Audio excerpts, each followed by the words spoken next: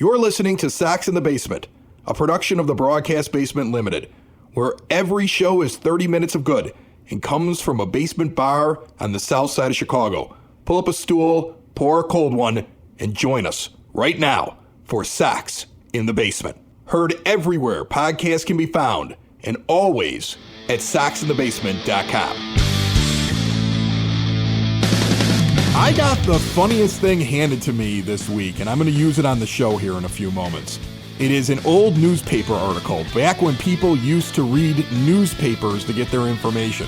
Well before social media, well before the world that you know, that most of you grew up in, and that Ed and I have kind of forgotten about a little bit. And a little bit, yeah. Yeah, it is a newspaper article given to me by someone who was cleaning out somebody else's house and found this article on the White Sox. And I laughed out loud so many times reading it, looking back in the past, looking at what people thought about Jerry Reinsdorf back then, and just like how they evaluated players who were young, who now are players that we look back at as the history of the White Sox. I just want to share it today. We're going to get to that here on Sox in the Basement. You mean they're imprinted in history? Oh, yeah, printed in history. Before I do that, though, the video's back on YouTube, so I'm happy to announce that. And, I'm just trying to, I got a couple of ideas. I don't want to unveil them yet, but when I was sitting on the beach with my torn calf muscle, and unable to do very much, I did a lot of brainstorming. And I've got one really cool idea for something we're going to do here on the show during the summer. I don't know if Ed will be able to keep up with me, but I want to incorporate something really fun that I do on some of the other podcasts in the Sox in the Basement, because it's going to be a long season otherwise, and I'm looking for entertainment. And I want to make it based around the White Sox, the area that they play in, down in that neighborhood. I have some ideas. It's going to take a couple of weeks to flesh out, but this is what happens when you had a couple of rum drinks and you're sitting on the beach looking at the sunset and you get inspired. So I have that, and I've got another plan, more long-term for the show as well. I want to announce them both by the end of May. I want to do it before or during Memorial Day weekend, because Memorial Day weekend is historically, when you look at statistics, standings, and you say, okay, that's what this player is this year, that's what this team is this year. We already know what the team is, and I'm pretty sure nothing's going to change with the players. Like, I had somebody reach out this week, Ed, and say maybe we're wrong about Miguel Vargas. You're not wrong. How can you be wrong about a guy who's hitting 194 as I sit here? Like, he had a couple of good games. Remember that 2 weeks that he had in spring? He fooled me. It was spring. Yep. Against subpar pitching. Guys that weren't even going to make it to the majors. Guys that were working things out. He is what he is. We've talked about that. His career batting average is in the 100s. He's had tons of at-bats. He is what he is. And the day the White Sox give up on this guy and admit defeat and admit they were wrong will be a good day, because it'll be showing a rational decision by the front office. And Andrew Vaughn, that's another one that I had somebody reach out this week about. Well, the problem is that they turned him into a power hitter, or they were trying to change his swing to make him hit more home runs. He should go back to what was working before. What was working before still makes him a 245 hitter with no power standing at first base. That is replacement level. So if that's what the White Sox did, it would almost be an explanation as to why you wasted money on him in a lost season. Maybe if we turn him into a power hitter, we can find value in him, because there's no value in hhim otherwise. So maybe that's what the grand experiment was, right? Like, the guy who wrote me was like, I'm looking at tape, I'm seeing differences in his swing. I'm like, there was like a deep dive. And I was like, that's great. I love when fans do that. But what I learned from that is, if that's true, and if that's what they decided to try to do with him, that was because they don't like what he was before. And trust me, if all of a sudden it doesn't click and they can't change him into a low batting average, high power guy at first base, he will not make it through the season, or shouldn't make it through the season, because Tim Elko should be up here. Your thoughts, Ed? Well, yeah, I mean, I saw something on one of the broadcasts that suggested that Andrew Vaughn's expected batting average is well lower because he is barreling the ball. He does have a decent hard hit rate, things like that. There's some stuff to hang your hat on if you're in the baseball savant mood and looking for the advanced metrics. And you're desperately searching for something. You're desperately searching for something. For a 157 hitter with a 202 odd base percentage and a 477 OPS with 23 strikeouts to 6 walks. Yeah, well, and that's the problem. Okay, is that you're grasping at straws for the guy, and let's say that they are trying to get him to hit for more power. Okay, fair. You want him. That's appropriate for a first baseman. It's appropriate for a corner infielder. But there's nothing in Andrew Vaughn's profile that suggests that he is going to be a guy that is just going to hit the ball out of the park a lot, or that his problem was driving it into the ground too much, or he needed a swing angle change or something like that. Really, the trouble with Andrew Vaughn has been, I think, he never really learned how to hit at the major league level. And he doesn't really know what he wants to do at the plate, because it seems like when he has ridden hot streaks in the past, he tends to go to right field. But then when you look at when he's hitting the ball out of the ballpark, he tends to be a pull hitter. So if they're trying to get him to pull, that's going to be a problem. If they're trying to get him to go oppo, that's going to be a problem. In all ways, shapes, or forms, the real issue is with Andrew Vaughn is he's no longer a kid. This is not a rookie. This is not a second-year player who is a guy that has another corner to turn. He is getting to be a 30-year-old guy who might have 1 or 2 good years left in him. It's just the question becomes, is it worth the investment if you're a White Sox team that's not planning on winning anytime soon? And is there something you can do with Andrew Vaughn that helps move the needle forward on the team? And how do you define good years too? Because again, replacement level, is that a good year? Like, he's having a fair year. He's got 1 or 2 fair years. Like available years where he could stand there and pass for a Major League Baseball player. That's what he has ahead of him. A guy who, when I look back at his last couple of lineups, batted 5th, batted 4th, batted 4th, batted 4th, batted 5th. Why? Just why? And that's what I'm getting at is when you talk about what's a good season for him, are we in any way, shape, or form talking about a guy who is going to turn around and all of a sudden become a 300 hitter with 30 home runs? No. What I'm talking about is he going to potentially go to another team in the future, and sign somewhere as a free agent, get a minor league deal or something like that. And then we're going to be looking at him as he has a season where he hits 245 with 25 home runs and sit there and go, well, that's what we were expecting out of him. Actually, I don't think that's what we were expecting out of him at all. I was sold that this guy was going to have one of those strokes where he was going to be hitting 275, 280 or better, right? He was going to put the ball out of the ballpark at least 20 times. He was going to be an RBI machine a la, oh my God, I can't think of the first baseman who he replaced. That's how bad this team is. But he was going to drive in. Paul Konerko? No, not Paulie. Okay. The Cuban guy. Oh, the Cuban guy who flamed out when he went to the Astros. Oh my God, I can't remember. Abreu. Jose Abreu. Okay. Jose Abreu. Oh my God. I mean, that's what we were sold on, right? He was another Jose Abreu. We'll edit this. We'll edit that part out of the audio version. That's only available on YouTube. Yeah, no, we won't. That was so bad. That one's edited. Yeah, well, welcome to my life these days. I can't remember names. I can't remember places. Can't remember words. And all I can remember is that Andrew Vaughn is just, look, he's just not the future of the White Sox. He's not the future of anybody's team. He's a guy that probably can still scrape together some years in the major leagues, but as White Sox fans, I want Chris Getz to move on from him, not because I hate Andrew Vaughn or anything like that, but he's just not helping this team to do something better for the future. He's holding Tim Elko may not be anything either, but I'd like to find out.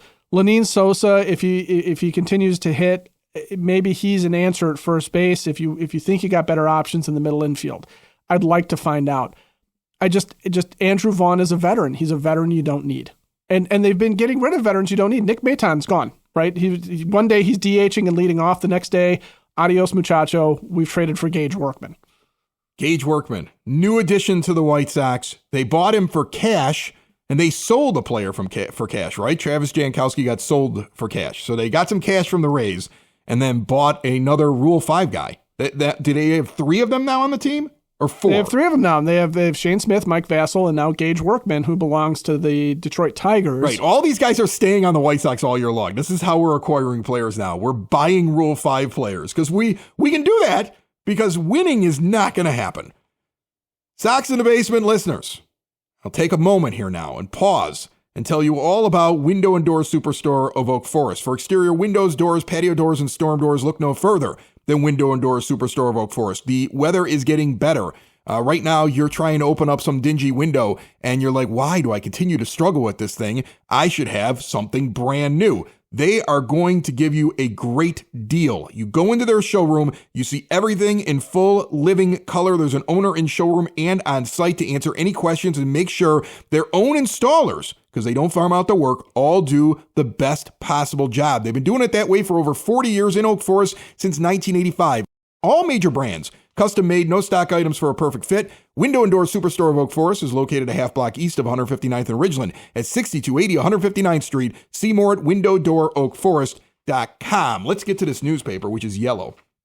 And I'm going to have to take... It is yellowed. I'm going to have to take my glasses off now because I've reached that age where I can't see things very well in print. I understand. I wear the glasses so I can see things in print. The only reason why I wear them on the feed here is because I'm looking at a computer monitor with stats and stuff on it. Right. So here's the thing. Like when I have my contacts in, I have to put readers on.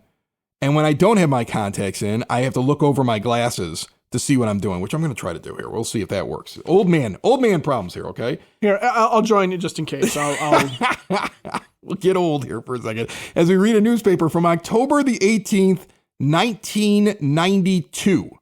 So it's the off season of 92 in Chicago.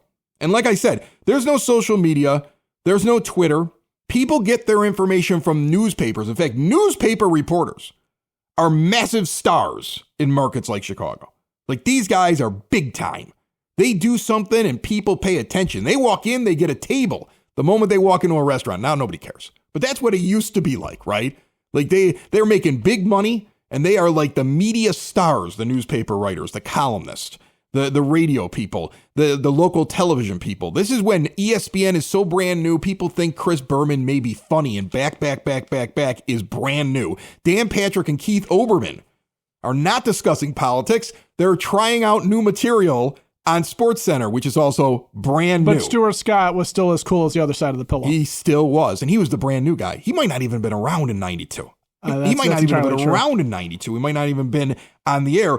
And what they did is they took a poll of White Sox fans. Now, the funniest thing about the poll is this was an annual thing in the Sun-Times, and they only got 571 people to respond. Now, again, the internet is not a thing. So people have to write in their responses. That's how this goes. You have to mail in your poll results. You probably had to clip this out of an article in the paper that they ran and then send it in. Yes. And you know, you can get a Twitter poll going if you only have a couple thousand followers and get 571 votes in like a half hour to an hour. That is not hard.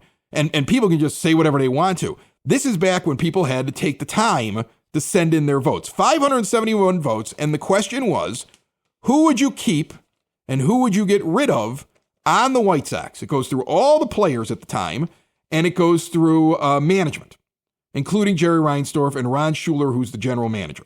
And remember, as we approach the general manager thing when we get to it, Larry Himes put this team together, and then he wanted to run the team, and Jerry wanted to be more involved and wouldn't get out of the way, so he got rid of Himes and brought in Schuler.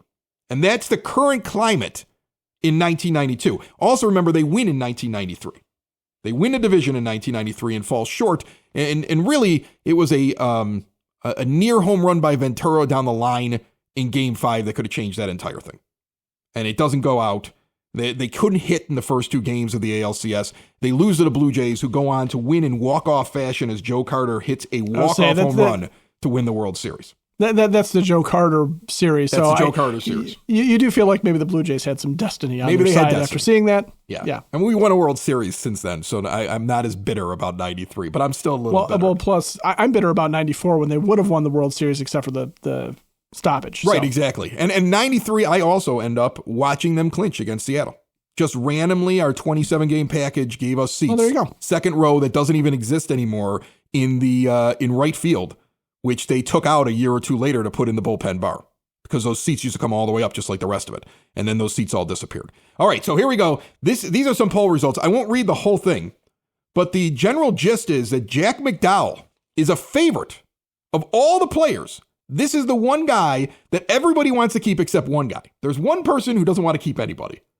Okay? There's nobody's in the unanimous vote. 570 people want to keep Black Jack McDowell on the team, according to this poll. One guy wants to get rid of him. For comparison's sake, future first ballot Hall of Famer Frank Thomas in October of 92 garners 7 votes to replace him. Wow. Well, I remember when people said he couldn't play first. Oh, yeah.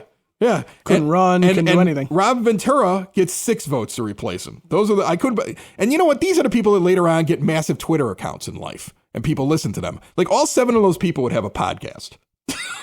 Right. And just so you know, neither Chris or I were involved in this poll in 1992. No. Now, there's also a little bit, there's stuff that's printed in here that I don't think that they would print anymore. Remember, it's the 90s, right? So you can put comments in. So we have, let's see here. We have a picture in here. Again, I got to take the glasses off and see it, but I wanted to get to it. Or no, it was here we go. Esteban Beltre, infielder. The first, I vaguely remember him. Yeah, 125 people wanted to keep him. 433 wanted to replace him. The first comment is they call him El Stinko Grande. And the second comment is Hasta la vista, baby.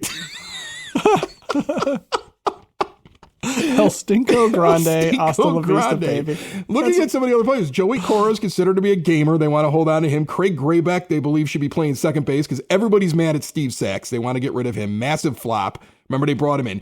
He was a bust. Ozzie Guillen's one of the favorites on the team. Team leader. You need his spirit. Season went downhill when he got hurt. If he learns how to hit, he'd be amazing. He never really learns how to hit.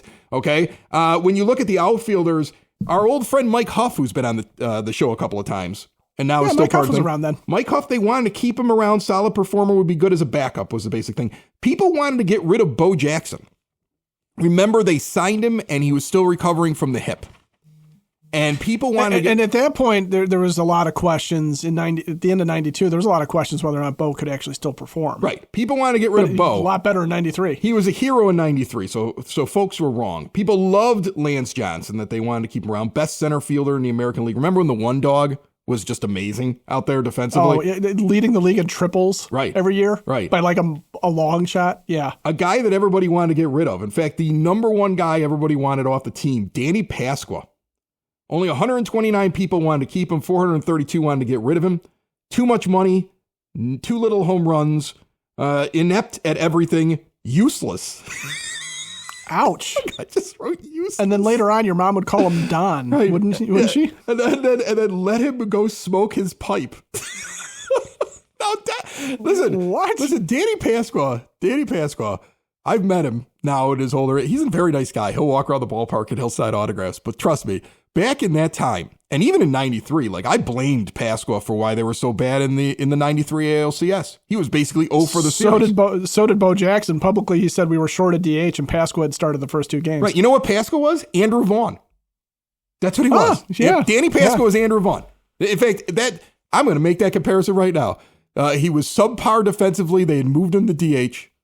And he didn't hit enough home runs, and his average was terrible, and he was probably slightly below replacement. I'm not going to look up his stats right now, but I'm going to say Andrew Vaughn is Danny Pasqua. And in 92, the fan base knew exactly about Dan Pasqua as they know about Andrew Vaughn right now, and the team was stubborn. They kept him around. People love Carlton Fisk. They wanted to keep him. Remember, he only makes it through halfway of the next season. Ron Karkovice is considered by many to be the future. There's some amazing pitchers that are sitting on this team. I mean, you got to remember, you got Jack McDowell, you got Wilson Alvarez, you got Alex Fernandez. I mean, there's a lot of positivity. Jason Barave, he's not in there yet. He shows up in 95.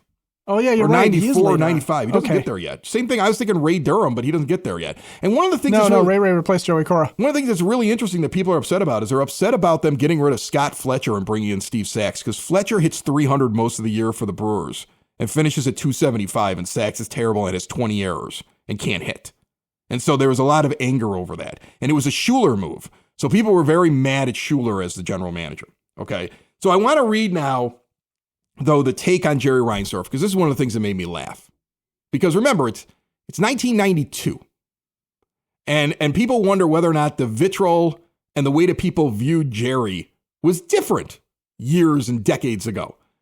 It was basically a split vote, so he was still more popular than he is now, on whether or not to keep him or replace him, which you can't replace the chairman of the board. He's never leaving till he's dead, but it's coming soon, you would think. Here are some of the comments, though. Spend some money. You're too cheap. You're too busy with the Bulls. Go back east. Wow. And the first comment on Ron Schuler is trade back for Himes straight up. He's cheap too. Learn how to make a trade. Does any of this sound familiar? Does any of this sound familiar to you? 1992, in a poll about the White Sox, this is how fans viewed the team. And they were right back then, Ed. They were right back then. More than 30 years ago, they knew who Jerry Reinsdorf was. More than 30 years ago, they could tell what a good trade was. More than 30 years ago, they were able to look at a guy with the production of Andrew Vaughn and Dan Pasco and say, you got to replace that. You can't keep that around. You know, the fans haven't changed. In fact, this is one of the smartest fan bases in all of baseball. What's happened with this fan base, though, is they've just gotten so tired of this team that there's an apathy now. There's like almost an acceptance of, well, when Jerry Reinsdorf dies, because he's never selling the team. This is one of the great quotes because there's an article next to it. And by the way, the number one free agent everybody wanted was Kirby Puckett. I didn't even know he was available back then. Probably not Kirby. To the White Sox, but yeah, Kirby Puckett was, I think he dallied in free agency. Now, listen to this one. Gary Lester of South Holland. This is back in 92. I don't know if Gary's even alive anymore. Gary Lester of South Holland is a quote inside the Sun-Times article. Okay.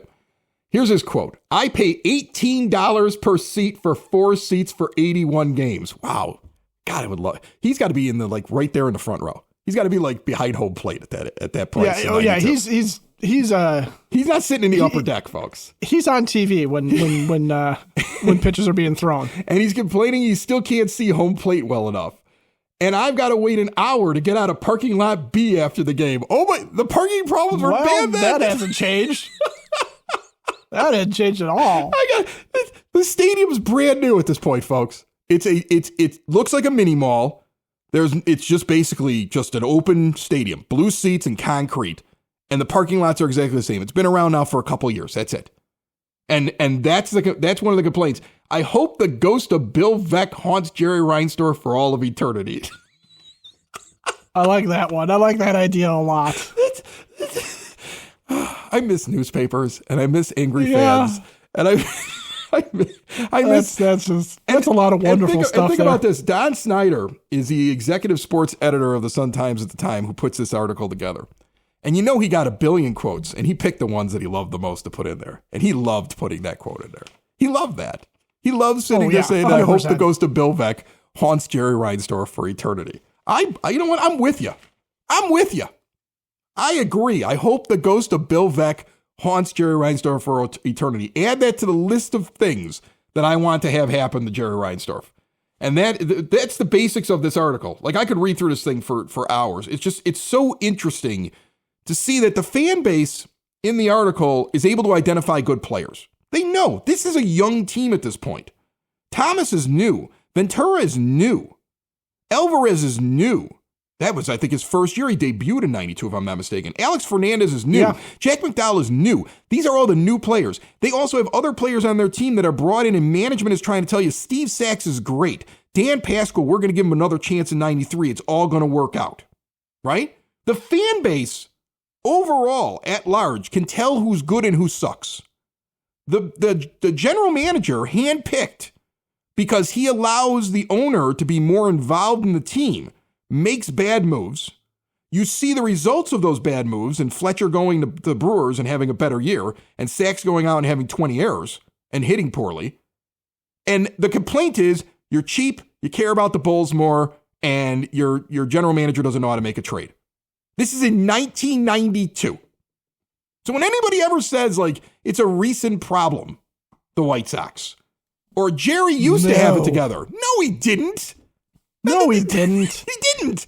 He never had it together. It's always been a problem. This is just a little bit of history repeating over and over and over again. Reading the article brings back amazing memories to me. I'm in high school at this point. I think in October of 1992, I am starting my sophomore year at Brother Rice. I'm going to games with my father. He's got a partial season ticket plan. He's working as a police officer for the city.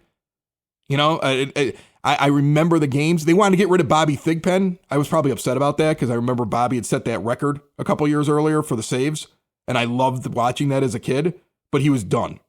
He was becoming toast at this point. In fact, a lot of the comments are, he's done, he's toast, get rid of him. Okay, he was one of the guys they want to get rid of. He had in 92, he had a 1.655 whip, so yeah, he was done. He was done. He was a closer with a 1.665 whip. Before people even cared about whip. Like this, before I knew what whip was, Bobby Thigpen's whip indicated that they had to get rid of him. Because you got to remember, like, people got their stats based off of baseball card at this point. It was average, home runs, runs scored, RBI. You didn't see on-base percentage. You didn't see slugging percentage. OBP. The only guy who talked about that was what's his name? Bill James. Right. My dad had his book in the basement bathroom, which was the one he went to go hide in to shave and avoid his family when he needed a couple of minutes apiece. And his Bill James book was down there next to the toilet. That's all. That was the only time you ever saw anybody talk about that back then. It's well before Moneyball. So people are making their decisions based off of the eye test. Sox fans are so smart, they were right. They knew Frank Thomas was going to be great. They knew Robin Ventura was amazing. They knew One Dog Lance Johnson was one of the best center fielders in baseball. They knew they needed to get rid of guys who were like Andrew Vaughn on the team. They had their own Andrew Vaughn on the team. They knew their owner was cheap. They understood. This fan base has not changed as much as people think that it has. That's how I felt reading this article. The problem is the team hasn't really changed either. Well, therein lies the problem. We're still, the frustration mounts, right? And that's what this is, and you want to talk about Jerry being, obsessed with the Bulls. Have you seen the new City Connect uniforms? They're basically Bulls uniforms. They're disgusting. Those uniforms, I guarantee you, I have no proof. I'm going to put that out there right now, but I guarantee you, Jerry Reinsdorf, through intermediaries, spoke with those that designed the jerseys and said, make one that looks like the Bulls because Bulls fans will buy it. Sox fans aren't going to buy anything because they hate me. You'll make more money making something that Bulls fans will buy. I guarantee you will see more of those jerseys in the stands at Bulls games than you will see in the stands at White Sox games. They're atrocious. That is a billionaire and his marketing guys realizing there's more money in Bulls fans that will accept failure and still sell out that stadium and show up the games, who will think that's cool to wear it for style's sake, whereas the majority of White Sox fans will reject it because the original City Connect uniforms with Southside are one of the best that they've ever produced. And why would you ever want anything other than those as an alternate uniform? Best White Sox uniforms, the one that's their actual current one with the cursive Old English socks and the pinstripes. You could make the argument of putting the black one with the white lettering is pretty cool. You love the 1983 jerseys. They're a great throwback. And those City Connect ones with the south side across the front of them. This is one of the worst ones. And it's all being done because he knows Bulls fans will buy it. And he knows White Sox fans are done with him. That's what I believed looking at that. I 100% agree with you because I don't mind if they would going back to a red motif, but then I want it to be like the Dick Allen era uniforms, right? And something like that say South Side on them and look like the early 70s. That I would have been like, I like what you're doing there. Yeah, now go with the softball tops, something like that. Right. Like get link into the history of the team and also the fact that they're from the South Side instead of just making a Bulls jersey. And then figure out who on this team can juggle and smoke. Yeah, maybe that's something that Andrew Vaughn can do. Listen, before we get out of here, I do want to go back to this newspaper article because when it was handed to me, they gave me like the whole sports section. So there was a Cubs poll in there as well in October of 1992. Oh, okay. There was a Cubs poll. What do you think was the number one concern for the Cubs? Where now when you look back at what happens in the offseason and how the White Sox win the division in 93, Cubs fans must have been grinding their teeth knowing now that we know what happened to all these players, to these teams for the next several decades. What do you think was the number one concern on October 18th of 1992 for Cub fans? Was that when they weren't going to re-sign Greg Maddux? That's the number one thing. Everybody in the poll was begging them to keep Greg Maddux, and they let Greg Maddux go. You see, the only reason just let him walk. The only reason Jerry got away with anything back then was because the Cubs were worse than him. Somehow the Tribune Company was worse than Jerry Reinsdorf. Right. That was the only thing. He hid amongst other bad owners in town. Bill Wirtz, the Tribune Company, and him, and the McCaskies. And he just kind of hid there. He was like, well, I suck, but everybody sucks. I suck, but everybody sucks, but at least I've got Michael Jordan and they don't. That's exactly what he did, which is probably why he's got those ugly jerseys now. Sox in the basement. Sox in the basement. Sox in the basement. Sox in the Basement. Heard everywhere podcasts can be found and always on soxinthebasement.com.